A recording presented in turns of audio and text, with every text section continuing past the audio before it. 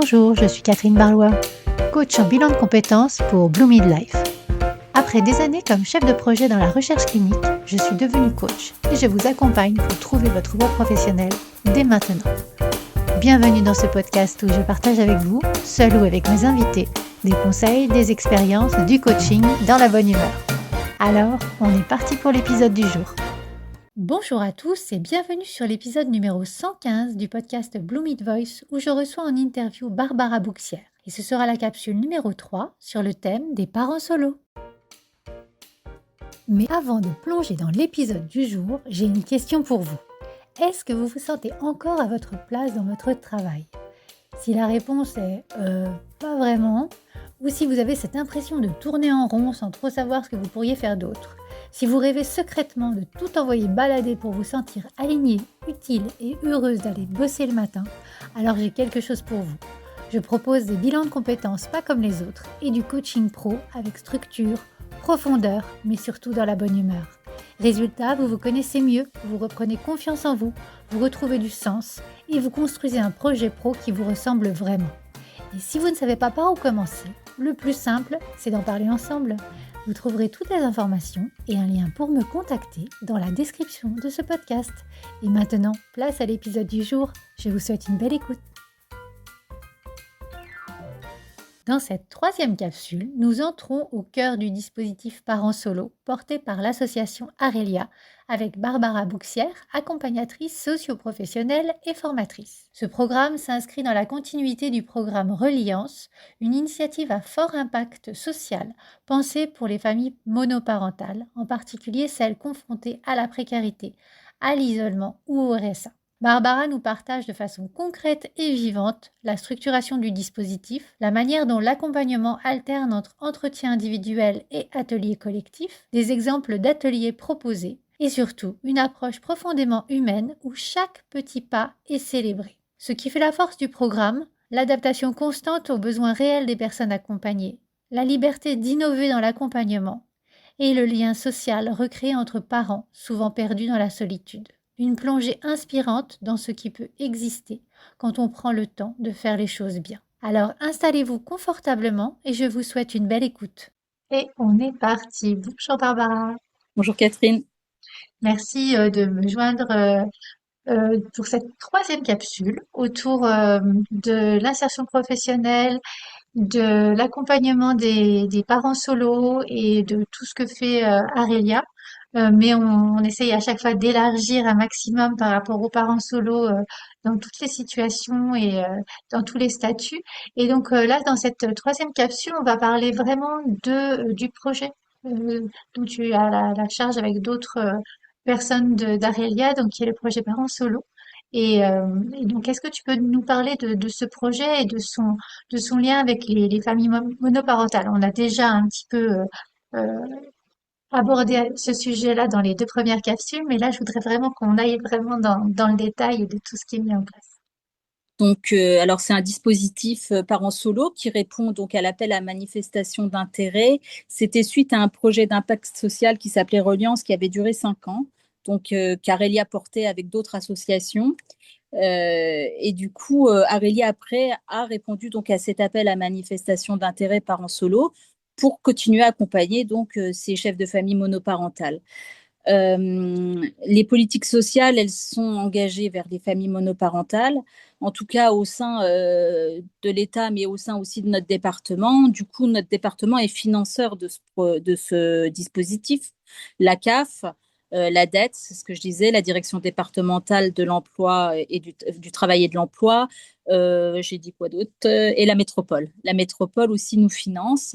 Et donc, on a 20 places pour les personnes, c'est ce que je disais dans la première capsule, qui travaillent avec un petit revenu ou qui ont besoin aussi, qui ont vraiment un emploi précaire, mais qui ont besoin d'aller vers un emploi un peu plus pérenne, et puis de travailler aussi des freins, comme la santé, le logement, voilà, toutes ces choses. Et puis 70 places pour les personnes bénéficiaires du RSA, dont on est référent unique. Donc, avec un accompagnement lié au RSA. Et donc, je suis avec ma collègue, on est un temps plein et un 80% pour 90 personnes avec des ateliers collectifs. Euh, Donc, je reviens sur le RSA. Donc, l'accompagnement lié au RSA, c'est quand même un accompagnement qui est soutenu, qui est cadré, parce qu'on a le contrat d'insertion qu'on Mhm. va envoyer au département, qu'on va remplir avec la personne, où on va faire un état des lieux de sa situation et on va en sortir quelques objectifs qu'on va valider avec elle. Elle va le signer, ce contrat. On va rappeler lors de ce premier entretien aussi, on va faire notre entretien exploratoire, mais on va aussi rappeler les droits et les devoirs liés au RSA. Donc voilà, ça, c'est important parce que des fois, les gens, ils comprennent pas forcément pourquoi ils ont été orientés vers ce dispositif. Donc, parents solo, bien sûr, parce qu'ils sont seuls avec les enfants, mais ils se disent, bah, pourquoi on me met là? Et donc, moi, avant, j'avais pas forcément d'accompagnement. Donc, on explique qu'avec le RSA, on a des droits, mais aussi bah, des devoirs, de venir à des rendez-vous d'insertion, de s'insérer, de participer à des ateliers. Donc, généralement, ça se passe bien. Et puis après, voilà, l'accompagnement va s'enchaîner. Avec ma collègue, on va échanger sur les personnes qu'on accompagne. On met en commun un peu les idées, hein, toujours dans le cadre du secret professionnel, mais on va dire, tiens, moi j'ai relevé cette problématique, par exemple de facture d'énergie. Elle me dit, bah moi aussi. Et puis après, on s'aperçoit qu'on en a plein. Donc on va faire un atelier autour de l'énergie et des économies d'énergie. Voilà, on travaille comme ça en fait. Et oui, il y a de la veille que vous faites au quotidien de façon à créer ces ateliers. Et, quand tu dis qu'il y a des ateliers collectifs, vous réussissez à mobiliser combien de personnes qui viennent à ces Ah, ateliers? c'est la, c'est la grosse problématique. On a toujours une dizaine de personnes qui viennent. Des D'accord. fois les mêmes, des fois pas les mêmes. Donc on essaye de motiver, voilà, c'est un peu des fois compliqué de faire sortir les gens. Alors, il y a des thématiques qui fonctionnent. C'est ce qu'on se disait hier en réunion. Des thématiques comme la cuisine, cuisiner ensemble, ça fonctionne. Dessiner débat, ça fonctionne aussi, hein. On passe un film, on discute après. Donc un film ou un documentaire plutôt sur le statut des familles monoparentales, un film sur voilà, ça va être ça et ça fonctionne. Donc c'est pas mal à refaire. Euh, voilà, il faut trouver la thématique qui accroche, hein. Femmes victimes de violences, notre service d'Arélia, alors on a la chance d'avoir, enfin la chance d'avoir les collègues qui sont venus faire un peu de prévention et expliquer leur dispositif au sein de notre atelier. Et ça, il y avait pas mal de monde. Beaucoup ont pris la parole. C'était assez bien, ça. C'est vraiment à refaire parce que ça a permis de décanter des choses et de libérer la parole et puis pour elle d'avoir plein d'informations. Donc voilà le type d'atelier qu'on peut avoir sur le bien-être aussi. Il y a des gens sur les ateliers sophrologie. Mm. On a eu une dizaine de personnes. On a eu de l'art-thérapie, pareil, 8 personnes. On a eu aussi trois ateliers de développement personnel. On a eu peu de monde. La personne, l'intervenante, en voulait 6. C'était 3 ateliers, mais voilà, dans la longueur, dans la durée, c'était compliqué parce que des fois, bah, il y a un rendez-vous pour un enfant. Oui. Donc, des fois, bah, les personnes venaient 2 fois, venaient une fois. Voilà, il faut aussi que nous, on s'adapte. On ne peut pas dire, voilà, c'est comme ça. Non, il faut aussi qu'on soit souple. Oui, oui. Et donc là, en fait, j'entends que vous avez presque carte blanche. Alors, je pense qu'il y a un cadre, mais par rapport aux ateliers que vous pouvez Bah, on a quand même, créer. c'est vrai que notre chef de service, elle nous laisse libre choix. Donc, on va quand même lui dire, tiens, on a relevé ça, on va faire ça. On ne peut pas faire n'importe quoi non plus. Mais généralement, ça se passe bien. Elle nous suit. Voilà, elle nous fait confiance. Elle sait que si on a relevé ça, c'est à travailler. Après, c'est vrai que quand on fait venir une sophrologue ou un art thérapeute ou la personne qui a fait le développement personnel, c'était dans le cadre de son stage, elle nous l'a offert. Et ça, c'était vraiment un super truc. Mais c'est vrai que quand on va faire un atelier sophrologie où on demande un devis et on va payer le prestataire, là, on fait attention à prendre des personnes bah, qui en ont besoin, ok, mais aussi qui viennent régulièrement. Parce que voilà, on ne veut pas payer non plus pour avoir 2 personnes. Oui, on est bien d'accord. Voilà. Et Mais on fait d'ateliers quand même. oui, non, mais j'entends que il y a ce que vous mettez en place au quotidien, enfin, par rapport à toutes les personnes. Tu disais c'était tous les 2 mois, hein, que vous voyez à peu près les familles. Pardon. Les entretiens individuels 2 fois par Oui, mois. à deux Euh, fois par mois. et les ateliers, c'est des fois toutes les semaines, des fois deux tous les 15 jours, au moins un atelier par semaine. D'accord. Oui, oui. Donc, ça fait un volume horaire quand même relativement conséquent par rapport à... C'est voilà, c'est beaucoup de travail quand même, c'est une organisation. Et puis au niveau des ateliers, tu vois, on va faire là, les collègues ont fait un atelier avec notre partenaire la BNP sur le budget, avec un Mhm. jeu qu'ils ont élaboré. Donc, c'était super intéressant. On peut aller faire des CV avec notre autre partenaire qui a la Fabrique des Possibles, où il y a tout l'accès au numérique et des ordinateurs. Donc, on va faire un atelier parce qu'ils ont des salles pour la création de CV. Donc, voilà, on va brasser vraiment tout. Oui, oui, oui. Quand je t'entends en parler, euh, le fait que ce soit aussi varié m'apparaît comme être la force du programme parce que vous touchez beaucoup de sujets différents et vous vous adaptez vraiment à la demande. Mais ça, c'est selon moi. Est-ce que toi, en fait, qui es dans ce programme-là, euh, quelle est la force, oui, vraiment de ce programme à tes yeux? Eh ben, alors, pour moi, la force du programme, c'est ça. Et quand moi, j'avais fait un stage sur l'ancien dispositif, c'est ce qui m'avait vraiment plu sur ce dispositif, c'était qu'on prenait le temps, voilà, de travailler avec la personne, d'explorer tous ses freins et de pouvoir les retravailler sur cette partie d'atelier collectif. Je trouve que l'accompagnement entretien individuel, atelier collectif, et puis alors rapport au groupe, hein, parce que ça peut donner une dynamique et une énergie aux mamans. Ça, après, comment, elles font lien ensemble. Elles se donnent les numéros de téléphone, elles se rendent service, pour peu qu'elles aient les mêmes points communs, et c'est parti. Et c'est ça pour moi qui est très important dans l'insertion de la personne. Renouer du lien comme ça, travailler dans les ateliers, dans les entretiens individuels, bah voilà, tout ce qui est administratif, tout ce qui est budget, tout ce qui est besoin d'être travaillé seul. Mais après, sur du collectif, ça apporte énormément. Et ça, c'est vrai que moi, ce dispo, et quand j'y suis retournée, j'étais très heureuse d'y retourner parce que vraiment, c'est vraiment pour moi le dispositif le plus adapté aux familles. Oui, oui, oui. Et là, je vais sortir du dispositif. Si on élargit un petit peu le point, euh, pour les personnes qui ne rentrent pas dans ce dispositif, qu'est-ce qui existe vraiment euh, à large échelle en fait? Parce que spécifiquement, bah, tu peux faire un bilan de compétences, ok, venez me voir, hein. Tu peux aller suivre un coach, tu peux faire de la sophrologie aussi pour toi, tu peux avoir des entretiens avec France Travail, mais de façon globale, est-ce que tu vois autre chose qui pourrait exister pour les personnes qui Alors, nous écoutent et qui ne sont pas encore dans ce programme, enfin je qui ne n'ai pas rentrent chez pas? monoparental.